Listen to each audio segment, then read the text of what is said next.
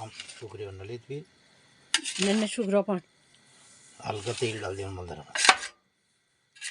पहले थोड़ा पसलने तो आज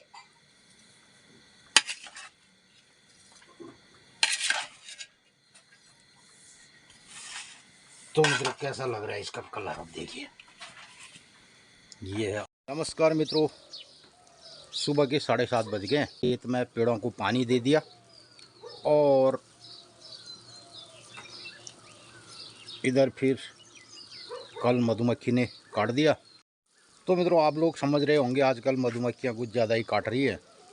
और मित्रों जाहिर सी बात है, किसी के घर में चोरी करने जाओ तो वहाँ से साबुत बच के आना बड़ा मुश्किल काम है। तो मित्रों विगत 3-4 दिनों से मैं अपने बाग बगीचे खेत खलिहान का विश्लेषण कर रहा हूँ और पेड़ों को देख रहा हूँ, उनकी हालत के बारे में सोच रहा हूँ।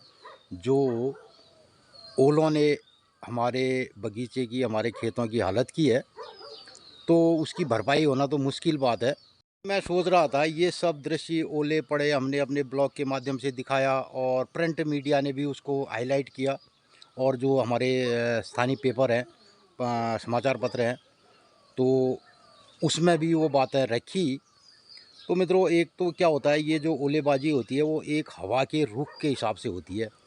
और कभी कभी ऐसा होता है एक गांव में ही एक साइड पे ओले गिर जाएं और दूसरी तरफ ना गिरें, तो ऐसा भी संभव है। लेकिन हमारा गांव जजूट जो सबसे ज़्यादा फल सब्जी उत्पादन करता है और इकलौता गांव है गंगोली हाट में, हमारे गंगोली हाट तहसील मुख्यालय का इकलौता गांव है। हमारे गांव के काश्तकारों की प्रतिदिन यहाँ से सब्जियां गंगोली हाट मार्केट में जाती हैं और बहुत लोग हमारी जो है ऑर्गेनिक ताज़ा सब्जियों का आनंद लेते हैं और खूब खाते हैं।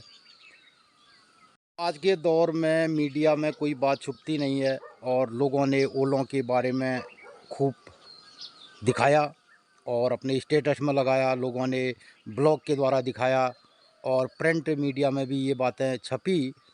तो मैं इस एक हफ्ते के अंदर इंतज़ार कर रहा हूँ मित्रों, एक भी विभाग का अधिकारी कर्मचारी इन गांवों में कोई सर्वेक्षण होता, कितनी क्षति हुई है, किसानों से कोई वार्ता होती, कितने एनजीओ हैं, कितनी संस्थाएं हैं, कितने समूह हैं, एक के मुंह से नहीं निकला। और एक फ़ोन मैंने भी अपने ब्लॉग के माध्यम से ये सब बातें बताई, तो दूर हमारे जो प्रवासी मित्र भाई हैं उनके हमें कमेंट आए और उन्होंने इस पर दुख जताया कि बहुत ओलेबाजी से नुकसान हुआ। लेकिन किसी अधिकारी, किसी कर्मचारी, किसी शासन प्रशासन की किसी नेता, किसी प्रधान, किसी बीटीसी मेंबर, किसी प्रमुख विधायक, एमपी, एमएलए, किसी का और किसी प्रशासन का एक व्यक्ति का गांव के किसी किसान को फ़ोन आ गया हो कि तुम्हारे गांव में भाई कितना नुकसान हुआ है, ओले गिरे, चलो कोई बात नहीं, ओले गिरते रहते हैं, आप दोबारा मेहनत करो, कुछ हमें आपको बीज खाद और ये दिलाएंगे,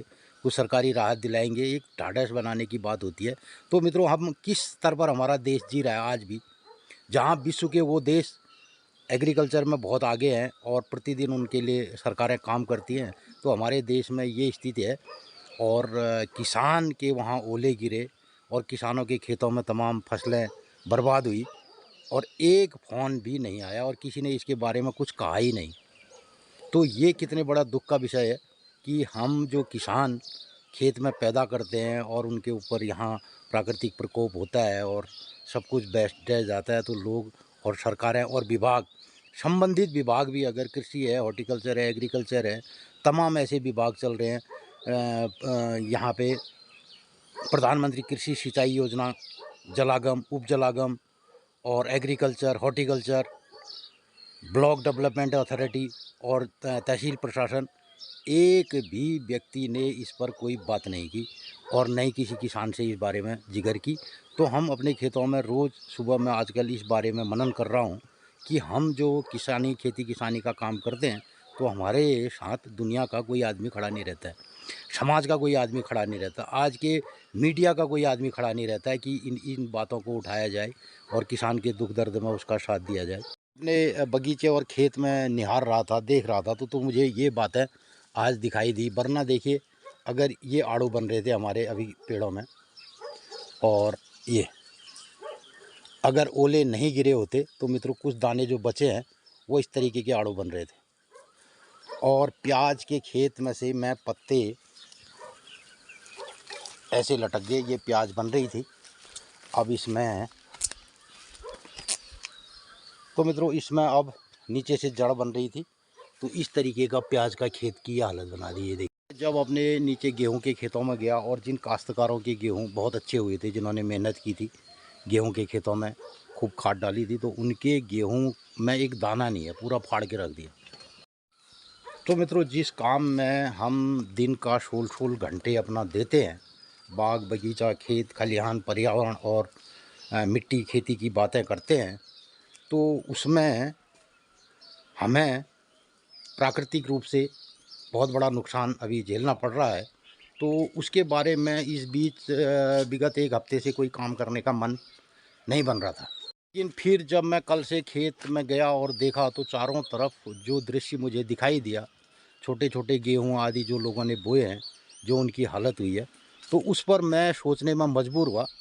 तो मित्रों हमारे देश और हमारे समाज का ऐसा कल्चर विकसित हो गया है आज, लोगों को अपने दायित्व और अपने ये हालत हमारे देश की संस्थाओं की और हमारे सिस्टम की हो गई है, जहाँ पे लोगों को अपने दायित्वों के निर्वहन के बारे में पता नहीं है कि उन्हें क्या क्या ड्यूटियाँ करनी चाहिए। तो ये स्थिति हमारे देश में होती जा रही है। तो मित्रों इस तरीके के हालात रहे ना आने वाले दिनों में, कुछ सालों में, तो लोगों को रोटी मिलना भी दूभर हो जाएगा। लोग इस सेक्टर से भाग भाग के चले जाएंगे, कोई काम करने की इस पर सोचेगा भी नहीं। देखते हुए मित्रों वो आजकल ब्लॉग बनाने का भी मन नहीं कर रहा है। तो प्राकृतिक रूप से जो चीज़ें हमें रोज़ दिखाई देती थी, जिसके ऊपर हम अपना समय देते थे, तो उसमें बहुत बड़ा नुकसान होने से एकदम मन कर भी नहीं रहा है। तो इन्हीं सब बातों के चलते चलाते फिर आज की जो दिनचर्या है मित्रों, हम लोगन कुमाऊनी में एक कार्यक्रम बतों कमला कि आज की दिन से की बार से की तीस से की त्यार से नंदिनी सोई है क्या? अभी सोई है। रात भर नहीं पड़े हैं? आप बुधवार से ऋण बोर्ड जठाऊँ वो क्यों नहीं भी? जो नंतन डैन पड़ी भी डाल मारन रात है पमो होने हाँ मोर ऋण बोर्ड जठाऊँ आ बुधवार जैसे मोर जो होना कल से मूल्य होना दी जात का पेड़ फिर ऋण की मतलब वो होना। कोई मैं जठून भी हो हाँ मित्रों हमार फसल खराब है आप लोग सोने रहा बिल्ले रात भर हमारे बने पड़ डाले मारण में वे कच्ची कर नहीं रहे कतू घुमाए फिर नहीं रहे जो सोचने भाई हूँ कब उजालूँ कब ऋण बोर्ड जठाऊँ मोह। तो हमारे गांव पहाड़न में ये ऋणा पेड़ हूँ वी सावन का गुरबाज खनन ऋण सिंदूरी रंगा का गुद लागनन और ऋणा बोटले आज मु बुधवार ले छे ऋणा बोट जठाऊँ बल्कि हमार मोनू होने द्वि जाठ मूल्य हणो पेड़ में का दे कसो तब उपाय दे करनो हमार गांव पहाड़ ना टूट के छता। तो इस तरीके से हम प्राकृतिक रूप से जो नेचर के साथ जो जीते हैं, तो पेड़ पौधे और वनस्पतियों के साथ भी अपने जो रोज़मर्रा की ज़िंदगी में कुछ ऐसी घटनाएं होती है तो उनका इस्तेमाल पेड़ों का भी करते हैं। तो इस प्रकार से हमारे गांव पहाड़ में कुछ निर्भया रीणा पेड़ जठया हो, उसमें 2-4 लठ मार के आओ, तो उसके लाल लाल दाने होते हैं पेड़ के, तो उससे बच्चे का रोना बंद हो जाएगा। तो इस तरीके की हमारे क्रियाकलाप पहले रहे हैं और लोग इसको करते हैं और उसका रिजल्ट उनको दिखाई देता है। आज है दिनचर्या। तो मित्रों नमस्कार सुप्रभात मु गांव पहाड़ उत्तराखंड पिथौरागढ़ जिले गंगोली हाट तहसील जेजुट गांव में कमला जोशी बोलाणी हूँ रत्ते ठीक 8 बजने। तो मित्रों आजुक दिनचर्या छे 16 अप्रैल 2025 बुधवार विक्रम संवत 2022 सिद्धार्थ नाम संवत्सर सूर्य उत्तरायण बसंत ऋतु वैशाख कृष्ण पक्षी वैशाख तृतीया तिथि और वैशाख 3 पैर 4। तो आज 3 पैर वैशाख ले तृतीया तिथि ले और भोली चतुर्थी तिथि होल और यो वैशाख कृष्ण पक्षी छे। मौसम बहुत बेकार है आज ले मौसम धुंधलापन है बादल छन देखो दे कसों दिन में जाने बारिश होने संभावना आज ले ज्ञान हमारे गुरबास ले फुटफुटा नहीं गया। तो मित्रों हमारे घर में समुद्र में मैया मंदिरा देवदार देखी रोनन मैया मंदिर में ठीक 8:30 बजे भोग लगा। मैया सपना घरन में आनंद मंगल करो। आजुक दिन सब लोगन ही शुभ हो मंगलमय हो। नमस्कार धन्यवाद। तो मित्रों आजुक दिनचर्या दगाड़ आप लोग बेये हमें औला टोड़ीन और औला आचार बड़ा आप लोग ले देखो और आज उस दिन सब लोगन ही शुभ हो, मंगलमय हो। नमस्कार धन्यवाद। अरे परसों दाल से ये आंवले अब इतने गिरने में है, देखिए रोज के रोज। तो मित्रों ये है आंवले, ये इतने बड़े बड़े आंवले ये। तो ये आंवले ले आया मैं। अब इनको कुछ तो गायों को खिला दिए। तो इधर कुछ गर्म पानी में हम इसको एक बार और धो लेते हैं। अब हम इनको गर्म पानी से आउट करके डाल देते हैं इसमें। तो कुछ आंवले हमने गायों को खिला दिए और कुछ आंवले ये इनमें इतने, ये जो ओलोन है इसको ऐसा बना दिया। पानी बॉइल बॉइल। तो मित्रों इन आंवले का कुछ हम प्रयोग करते हैं। क्या बनाएंगे, उबाल देते हैं। और वो निथारा इधर का चाह रहे। तो मित्रों ये आंवले अब उबलेंगे और ये तो इसमें इस तरीके के जो दाग लगे हैं ओलों के, तो ये सब पक करके तो इसको हम ढक देते हैं। तो आंवले कुछ उबल गए तो असली पानी तो नहीं गया। तो आंवला कुछ देर इसमें से पानी निकलेगा और तो उसके बाद इसको काटा जाएगा। या ऐसे निकल गया ये। तो थोड़ी देर इसमें से पानी निकलने देते हैं। तो आंवले को अब इस तरीके से इसमें से गुठली निकाली जा रही है और ये पीस इसके बनाए जा रहे हैं। तो ये आंवला दिन भर धूप में सूख चुका है और इस तरीके से बढ़िया सा हो गया है। अब इसको हम बना देते हैं अचार। सूख के दिन भर ये सूखा और इतना बढ़िया हो गया। अब इसको कच्चा भी अगर खा लें तो बहुत बढ़िया टेस्ट आ रहा है इसका। तो अचार के लिए अब हम इसमें बना रहे हैं मसाले। कुछ सरसों का तेल, तो इसमें कुछ हमने डाल दिया तेल, बस मसाले घोलने के लिए। भाई इतना भर तेल काफ़ी है। अचार मसाले हमारे पास आए हैं बाज़ार से। तो ये अचार मसाला और ये इसका होगा नमक।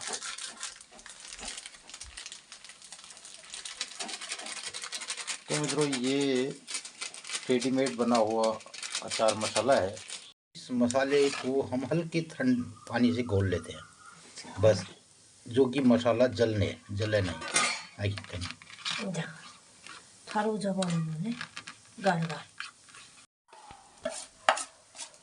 ये बना दिया गया मसाले का घोल। शाम का टाइम है और अब इसमें डाल दिया जाए पहले जीरा।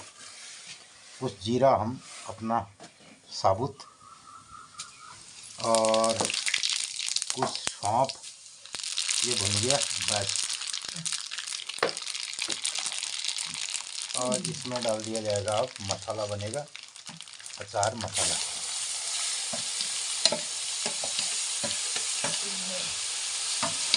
तो थोड़ी देर मसाले का पानी जो कि सूख जाए और मसाला भी पानी, धनिया पाउडर अपने घर वाला और हल्का सा थोड़ा नमक, बस।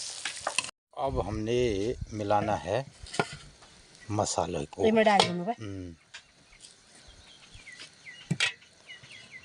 तो पूरे मसालों को हम इसमें डाल देते हैं। हम लोट कर जाएंगे में ये मेरे मिला दीजिए। जल गया तो जलन ले, ठीक है। टाइम है और हम बना रहे हैं आंवले का अचार। ये बस ये बन गया अचार। इसको तुरंत ही खाना है। ये ऑलरेडी डालो। डाल दे सब मिल लीजिए। कम शुक्रिया नलित भी नन्ना शुक्र पान हल्का तेल डाल दिया मंदर में। पहले थोड़ा पसलने तो आज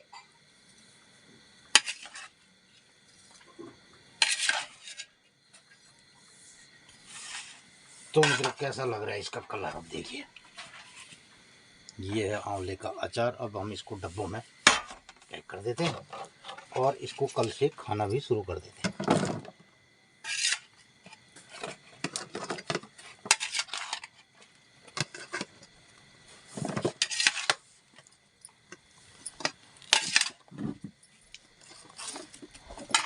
और जो स्वाद होना रही में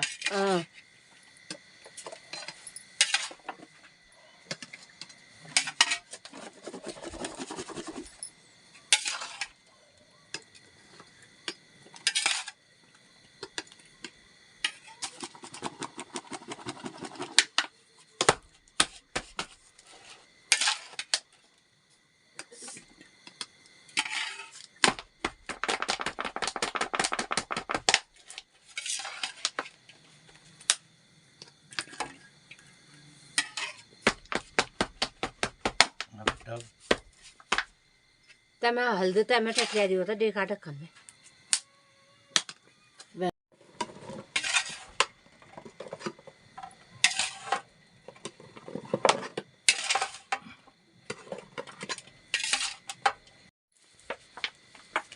तो ये बन गया 2 जार हमारे पास आंवले का अचार। ये लो, ये हम खा लेंगे शाम को। इस महीने जो चैत के महीने का ये आंवला और इसका एक परफेक्ट जो अचार अभी के टाइम में आंवले अभी खाए जाते हैं चैत के महीने में। तो चैत का आंवल बहुत प्रसिद्ध हूँ। तो हमें गो पहाड़ों के आचार बड़ा आंवलनक।